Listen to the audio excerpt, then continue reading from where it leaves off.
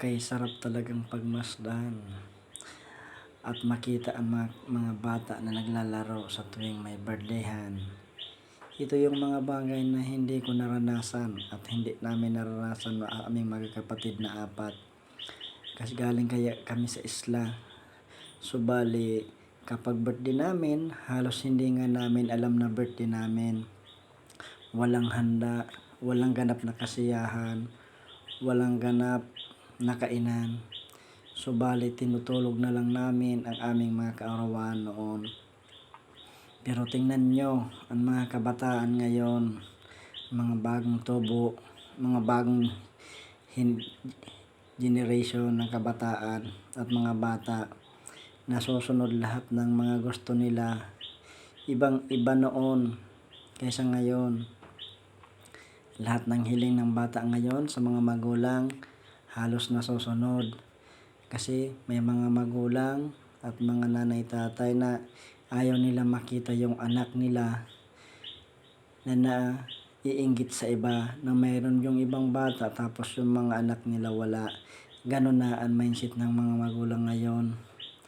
Kaya napakasaya ngayon, pero kahit sa amin noon walang ganito, walang mga ganyang kasiyahan, mas ipinagmamalaki ko noon.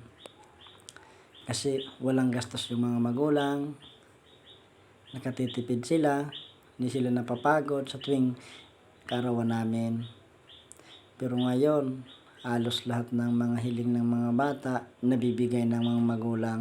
Kahit yung mga magulang dyan medyo sakto yung hanap buhay, yung sweldo, yung trabaho lang sakto lang sa pamilya, nangungutang sila para mapasaya ang kanilang mga anak. Shoutout sa mga nanay at tatay sa ganong mga mindset sa kanilang mga anak. Kahit napakahirap ng trabaho natin, magpa-construction man o ano pa man na trabaho, ganon tayo, ganon ang mga magulang ngayon, para mapaipakita sa kanilang mga anak na napakahalaga nila sa amin. Kasi wala naman ibang kayamanan ang magulang kundi ang mga anak na makita sa pagdating ng panahon na pag sila mga may pamilya-pamilya na, maganda ang kanilang hanap buhay at hindi nahihirapan sa hanap buhay at magaan ang pagsasama ng kanilang mga asawa nila.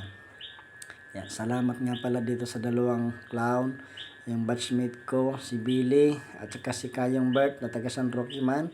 Dakulang salamat sa imo, maraming salamat.